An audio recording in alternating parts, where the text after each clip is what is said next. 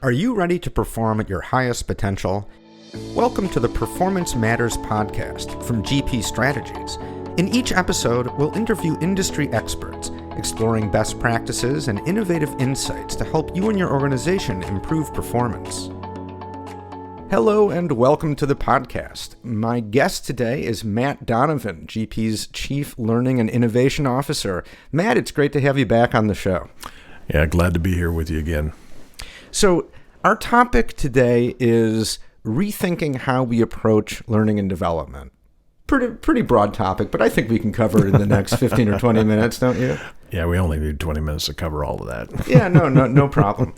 But, it's an important topic, of course, because over the past few years, we've really seen so much disruption in so many ways in all of our lives, in the workplace, right, especially.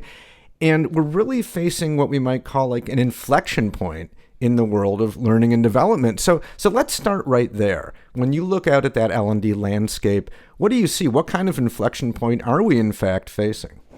Yeah, I think there's a couple of different dimensions to that, but I think the first one is that the past 2 years has really shown us that we can, if we need to, actually be able to deliver experiences at scale, in more of a virtual strategy, almost in a survive mentality. We've shown that we've been able to do this. This is something historically at L&D to say, I don't know if you can deliver all these types of programs at a distance, but without any other alternative, we can actually roll it out. And I think it now, as we transition from survive to that kind of thrive strategy, I think that's really where that we're coming to that inflection point of saying, okay, how do we really do this well from a sustainable standpoint? Because I don't think that we're going to go back to the way it was before. It's not going to go back to where we're housing and bringing a lot of people in these huge cube farms, and we're going to have all this face-to-face training that we used to do. It's going to change, it's going to evolve, and we need to think differently about how we deliver, enable, and support really that workforce at a distance. When I was kind of reflecting, I was trying to think back and say, were there other industries that have kind of faced something like this? And so, I think, interestingly enough, I think the supply chain and logistics industry is a good example of what they probably went through about 25 years ago, 20 years. I'm losing track of time these days. But when you think about at a point, supply chain and logistics was a lot more about the location of your warehouses, the price of gas, union relationships. It was about the distance, and it really was a cost containment strategy. Really, it was what it was. And then all of a sudden, you saw Walmart and Amazon start to really think differently about how they had tackled the supply chain and logistics. I mean, even everything from negotiating with its vendors and the way in which they interact with it, and the infusion and the expectation around using data to drive better informed decisions around logistics and enablement. And so you started to see the difference between a Walmart and an Amazon versus a Kmart and a Sears, and how they started to solve the problems around supply chain and logistics. Now, supply chain and logistics as a domain, as an area of expertise, has been around for many, many years.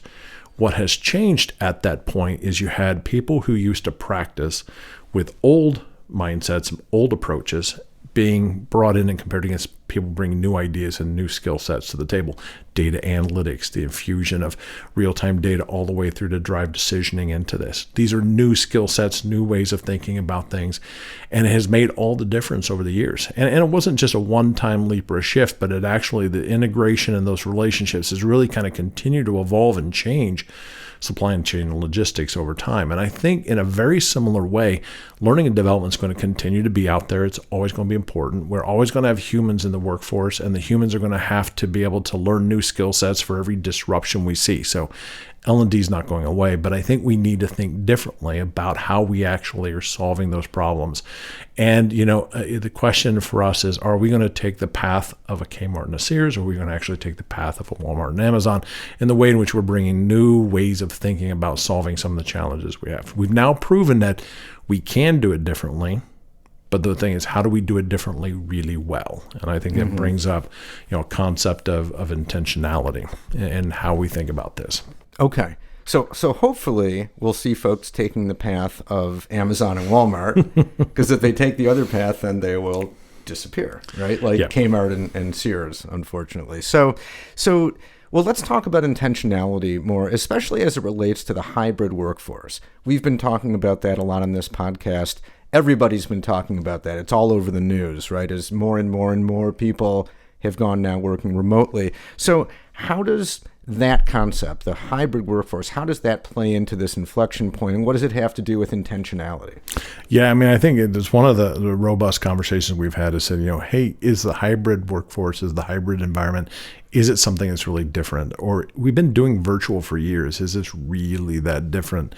And I think I get back to that word again, is around intentionality. And the difference is that the way the virtual was set up, the legacy around was that it was always an accommodation for the worker. Yeah, we will allow you to not work in the office, you'll work out of your home, but you pretty much, it's up to you to figure out a way to kind of be successful, be productive in the workforce, but it was on the individual employee. When we think about now, it's really organizations are looking at it at scale, knowing that we're probably not going to go back to the way it was before with all these large facilities and bringing everybody in.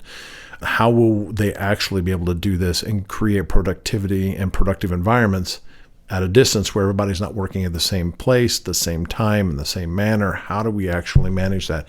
And I think that reflects in how we are going to wrap around the systems that enable and support those workers. When you think about the hybrid workforce, it's not just the work that's changing, but it's also the workers, when, where, and how, but also the environments that they're working in as well. So all three of those elements of the equation, the work, the worker, and the work environment, are all changing.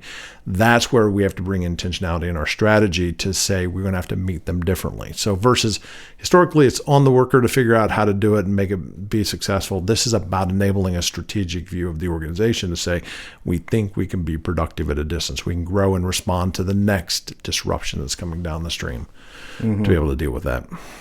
And that's going to take new skill sets, as you say, new ways of thinking. And L&D is going to have to play an important role there, which I think brings up another interesting topic of upskilling, that we've talked on this podcast about upskilling the workforce, meaning employees generally.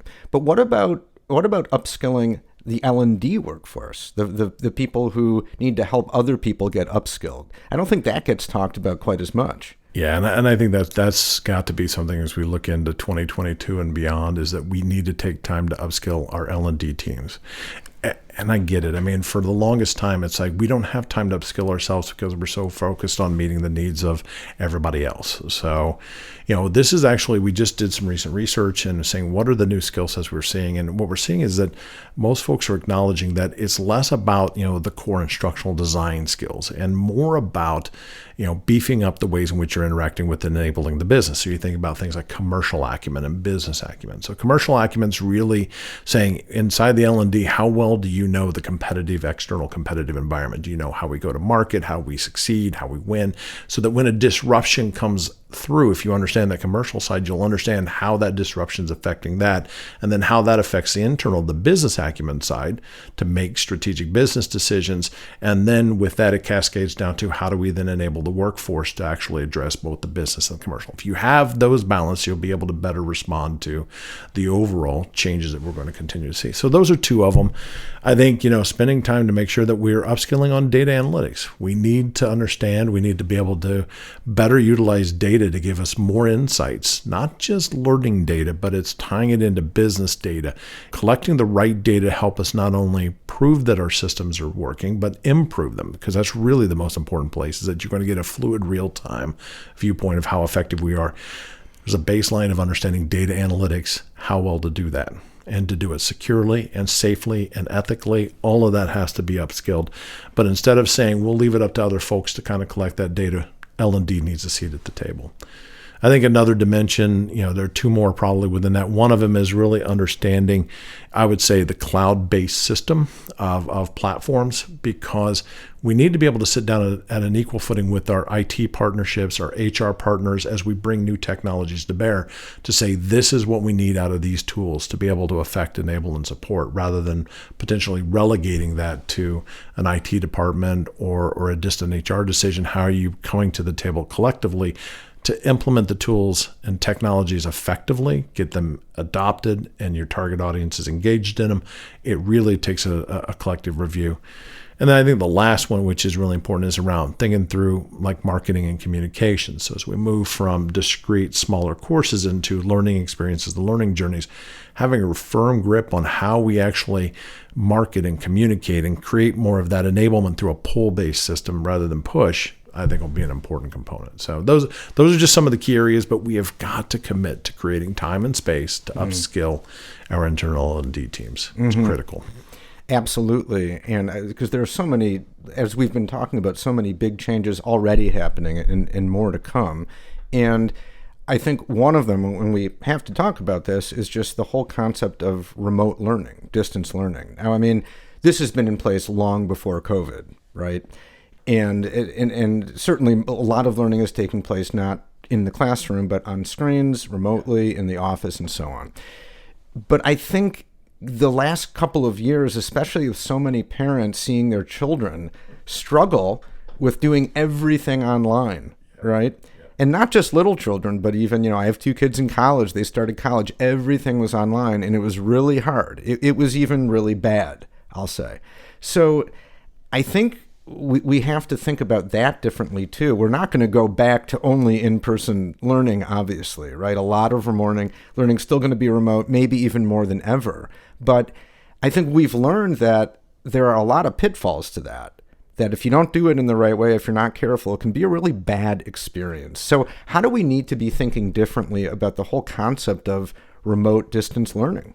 Yeah, I think it's a really good, and like I said, that whole survive versus thrive, I think we've shown that we can communicate it, but it's not the way that really takes, to thrive and grow and make connections. And I think it gets back into having really good designs in the classroom that bring equity for remote participants as well as face-to-face, because we're probably going to see more classrooms where you will have some people that are co-located physically in the same space, and then they will have counterparts that are virtual to participate. So how do you actually design a learning experience that brings them together to be able to do that well, so there's not just a disadvantaged experience for one or the other? So I think you really have to think about, and it's more than just conveyance of content or concepts. That's not it. It's the intangibles which need to actually become more tangible. The things around how do I make connections, the building of team and rapport. When you think about setting a mindset, that's about me being able to have a conversation and think about how I'm reacting to a new introduction of a thought or a perspective, and hearing others with it. I have an exchange of ideas real time, and you start to have some of that, cognitive pain between I'm getting a new perspective, or I'm thinking differently. I have to build trust and connection with others to be able to do that. You can't just automatically pick up a new mindset by yourself. That's not going to happen. And so that's why you have to be able to work extra hard, I think, to be able to build virtual connections when you don't have the normal opportunity to sit next to somebody. Mm-hmm. But there are very good reasons to bring us together. So I think when we think about it, our most precious commodity should be same place, same location opportunities where we bring people together for intentionality. But realistically, that's going to be such a precious commodity that'll have to be reserved. So we use that very well. I mean, historically, you look back at time, we used to bring people in for, 1, 2, 3 weeks of just pouring content at them. It was a waste of that precious time, FaceTime to each other, just to present concepts and content. Now, I will also tell you that the other side of this is setting new expectations for the learners. The learners need to find a way to kind of bring an element of engagement and relevance for themselves to the table. You need to think about how you're a critical learner. You now need to think about, I need this content, so how do I construct and deconstruct my understanding? Don't always wait for the facilitator on the other side to spoon feed it to you, or wait for this rousing sense of community to draw me into it. I need to become more disciplined as a learner to be able to, so that when we do have the face-to-face or those live opportunities, we're getting the most out of them. So it is a balance. Change the way we do the design. and also at the same time reset the expectations of our participants to say you must find a way to bring some engagement yourself. You have to bring yourself, you have to engage, you have to be part of this. You can't be multitasking. You can't be doing 8 things because it didn't really connect, and leaving it all on somebody else. If it's worth your time and energy to sit in the experience, then you need to find a way to make it connect for you. Yeah. But so I think it's around that equity for the remote as well as the face-to-face, but also recasting that the learner accountability, what you're bringing to the table. So, Well, I think we can conclude that this is certainly an interesting time in the world of L&D. A lot of moving parts and pieces, Oh, yeah. A lot going on. Yeah, no, I'm excited. I think we actually are I think, going to be at an opportunity to really grow and think differently. We just need to rise to the challenges in industry to really be able to do that. So thinking about how we actually really go from something that we manage and control to actually being a competitive advantage, I think that's the way we have the opportunity. Let's step in and fulfill the promise. Absolutely. Well, Matt, thank you as always for a stimulating discussion. Appreciate it. It's good to see you again. So glad Good to we see could you. connect. Thanks. The Performance Matters podcast is brought to you by GP Strategies. Together, we can create a world where business excellence makes possibilities achievable. You can subscribe to the show anywhere you get podcasts and listen on our website at gpstrategies.com/podcasts.